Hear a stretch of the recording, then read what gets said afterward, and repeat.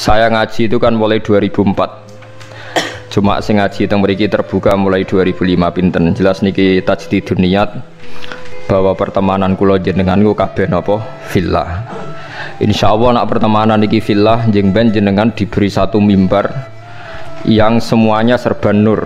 Itu gini ku tiang-tiang sing kekancan krana napa Allah. Mun ajenengan ngandel kula, kekancan krana Allah iku mboten kudu sedekah teng kula, hormat kula mboten. Misale sing seneng sedekah nggih angsal. Sing mboten seneng nggih angsal nak pertimbangane Islam. Misale timbang dhuwit tak kena Gus Bak wis sugih tak kena bojoku wae sing melarat. Itu nggih Islami, paham nggih? Paham nggih? Niku nggih napa? Islami. Sementing aja krana medhit. Dhuwit tak kena Gus Bak eman, tak kena bojo eman, tak kena anak eman, tak kena mbah eman. Itu bodoh nanti pun keliru banget. Ini penting kalau aturaken, kalau akhir-akhir ini sering nopo guys, sering ngipi, sering pancen susah.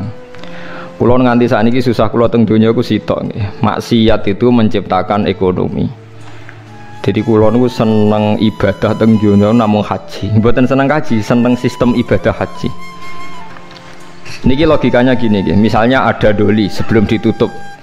Kalau ada komplek prostitusi itu artinya kan transaksi seksnya juga bayar. Nanti di seputar situ ono bakul mie. Mungkin taksi malam-malam yang nganterkan hidung belang. Nanti mungkin seputar situ juga laris. Macam-macam.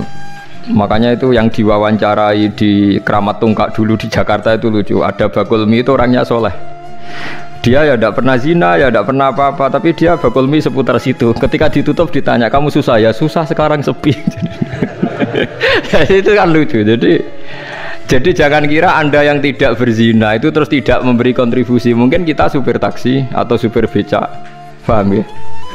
Mungkin kita punya warung seputar situ yang larisi ya orang-orang yang mau ke situ. Jadi sing iso nandingi niku namung haji. Haji itu satu-satunya ibadah sing iso nandingi gemerlap ibadah maksiat. Orang datang ke Las Vegas itu hanya berapa? Yang datang ke Hollywood hanya berapa? Tapi kalau yang datang di haji itu melibatkan ada hotel, ada catering, uangnya triliunan. Yang dikorupsi di Indonesia saja nopo triliun. Artinya satu ibadah yang ibadah tapi nyiptakno nopo ekonomi. Selama ini ekonomi itu masih kalah dengan maksiat. Ayo penjualan tasbih mbek kondom kathah pundi. Yang bisa nandingi itu hanya nopo? Haji. Bahkan saya diceritani teman-teman itu yang hidup, yang sekolah di Italia itu. Vatikan itu paling susah itu mikir haji karena kota suci Roma itu tidak serame nopo Ka'bah. Sama padahal agama Kristen itu lebih banyak. Artinya orang Kristen lebih banyak, lebih mapan. Tapi kok tetap rame Ka'bah guys, soalnya Ka'bah kok rame Ka'bah. Itu udah hanya musim haji. Misa yang suci di Vatikan saja masih rame umroh. Nggak usah ditandingi haji, baru dengan umroh aja nggak bisa.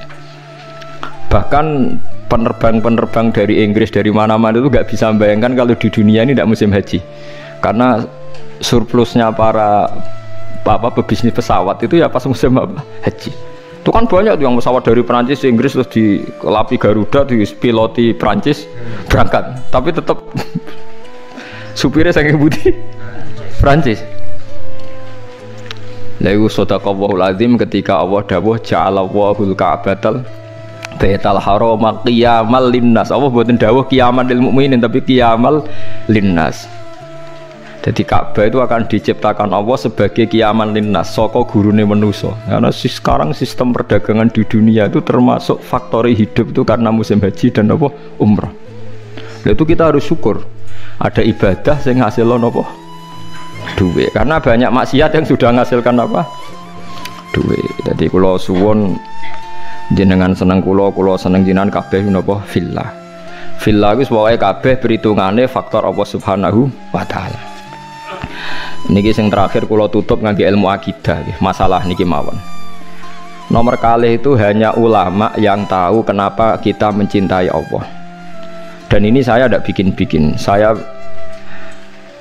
berkali-kali belajar kitab kados Bukhari, Muslim, mulai hadis sahih sampai sing dhaif, sampai setengah maudhu, sampai hadis nggak jelas mbah maudhu apa sahih. Tapi kata Imam Ghazali ngendikan begini dan saya percaya karena ini real nyata. Wa a'dhamu, sampai saya hafal karena makalah ini dikutip Abu Hasan Asyadzili. Semua ulama mengutip makalah ini. Wa a'dhamu ulumil Quran fi asma'ihi ta'ala. Jadi saka guru ilmune Quran namung setunggal ketika mensifati Allah saja, ada katanya saja. Lainnya itu karena menjelaskan manusia. Misalnya begini, ini contoh gitu, terutama konco-konco sing hafal Quran. Misalnya Allah hanya dawuh datar gitu. Wa huwal ladzi yuhyi wa yumit. Wa huwa ta Allah wa alladzi dzat yuhyi kang maringi urip sapa Allah, wa yumitu lan maringi mati sapa Allah. Wa huwal ladzi yuhyi wa yumin. Itu kalau orang-orang alim yang baca itu nangis. Nangisnya begini. Ketika sudah ada manusia begini, ada Mustafa, ono Ruhin, ono manusia-manusia ngeten iki. Terus kita akan bilang, manusia iku iso urip nak nganggo jantung, nganggo paru-paru. Manusia iso urip nak uteke gak remek, gak diklindes truk. Nak jantungnya oke, itu benar. Karena sudah kadung jadi begini. Tapi ini ilmu yang ditopang adat, karena manusia ya sudah begini, maka hidupnya butuh jantung, butuh paru-paru. Tapi itu ilmu kesekian. Hakikate iku ra ilmu, iku hakikate ra ilmu. Yang kita lihat manusia urip iku butuh jantung, butuh paru-paru. Itu udah ilmu. Itu yang kita ketahui. Paham ya? Tapi nak hakikate ilmu namung setunggal. Allahu la ilaha illa huwal hayyul qayyum. Ya Allah iku sing dadi ilmu. Artinya ngene, ketika Allah gawe manusa saka pasir, ora ana jantunge, ora ana paru-parune, ora ana unsur kehidupane. Pertama manusia diciptakan dari apa? Tanah kan? Tanah itu tidak ada jantungnya, tidak ada paru-parunya, tidak ada unsur kehidupannya. Tapi Allah bisa, wa huwal ladzi yuhyi, karena Allah memang bisa menghidupkan. Nah, pentingnya ilmu ini penting nanti setelah kita mati jadi tanah. Kita tidak pernah janggal bagaimana Allah cara menghidupkan, karena kita mensifati Allah bisa menghidupkan zaman kita berupa tanah. Maka Allah akan mudah lagi setelah kita jadi tanah, Allah ya akan mampu menghidupkan lagi. Lah kita ini dididik orang kafir atau orang sekuler untuk percaya paru-paru jantung, terus percayane kenemen rendah. Suwe wong Islam diam-diam ya melok mamang pisan. Mosok wis mati suwi iso tangin neh carane piye lha iku wis lha iku musibah. Napa musibah. Lah saya itu berkenalan dengan jenengan hanya punya kepentingan itu supaya iman-iman yang faktor Allah itu hidup lagi. Ya, iman-iman sefaktor Allah nopo hidup lagi. Kita bilang kalau kita tidak makan mati itu yang kita ketahui, tapi itu udah ilmu. Kita nggak akan ngomong bisa hidup itu dengan paru-paru jantung, itu yang kita ketahui, tapi itu tidak ilmu. Yang benar-benar ilmu kayak wa huwal ladzi yuhyi wa yumiit. Paham tinggal maksudnya? Lah itu pentingnya kenal ulama. Lah kalau kamu begitu berarti benar-benar mencintai Allah, karena Allah kamu zat yang super, yang luar biasa. Nah tapi nak nyifati Allah kayak wong awam, carane urip piye tanpa jantung? Padha karo kene nakoki pangeran. Ndak iso tenan Gusti jenengan kula urip tanpa napa? Pangeran mbok takoki ngono. Itu kan. Lah itu termasuk al-mutahabbina fillah, orang yang mencintai ulama karena ulama lah yang bisa memuji Tuhan. Lane tiang Yahudi, tiang Nasrani dikritik Allah wa ma qadarullaha haqqa qadri. Mereka tidak bisa menghormati Allah dengan sepenuh-penuhnya sifat Allah. Karena mereka sering mengukur kekuasaan Allah ambek yang mereka lihat. Nggih ambek yang mereka napa? Lihat. Mulane gejolkane Quran anggo jelek wong Yahudi. Orang Yahudi itu meyakini Isa itu anak zina karena Maryam tanpa bapak kok punya anak, berarti anak napa? Zina. Terus jare pangeran anggo jelek wong Yahudi, jarene cerdas pikir kok. Cara pangeran yo gampang. Inna masalah Isa inda wahi kama salih napa Adam. Nak Isa iku mokal mergo tanpa bapak, kudune wong Yahudi luwih ingkar anane Adam. Adam malah tanpa bapak, tambah ibu. Lah ya iku pentingnya ngaji. Ngaji itu sono pembanding. Jadi kowe nak dewa-dewa yang Anda ketahui, Anda akan jadi kafir. Meskipun gak kafir yang terang-terangan, tapi kafir diam-diam. Perkara ini meragukan kekuasaane napa? Allah. Jadi mulane kula niku kan delok wong nggih bingung.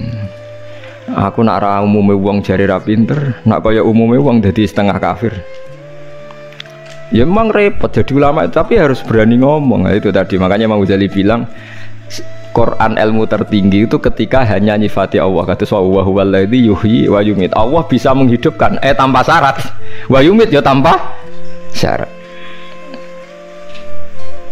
Jadi ya begitu. Misalnya begini bedanya ya. Saya bisa hidup kan karena makan, karena minum. Tapi orang Islam disuruh yakin ada makhluk Allah di sana yang kita tidak tahu, namanya malaikat. Itu hidupnya jutaan tahun tanpa makan, minum. Itu kalau ulama langsung tahu, kita dengan malaikat tidak ada bedanya. Artinya kalau Allah bikin Jibril butuh makan ya bisa, kita dijadikan kayak malaikat tanpa makan ya bisa. Karena ujung-ujungnya keputusan tertinggi, malaikat rah butuh mangan ngono iku ya ora krana saktine malaikat tapi krana kersane Allah. Kita digawe lemah ngene iki ya ora krana kita lemah ya mergo kersane Allah. Itu disebut napa wa huwallazi yuhyi wa yumiit.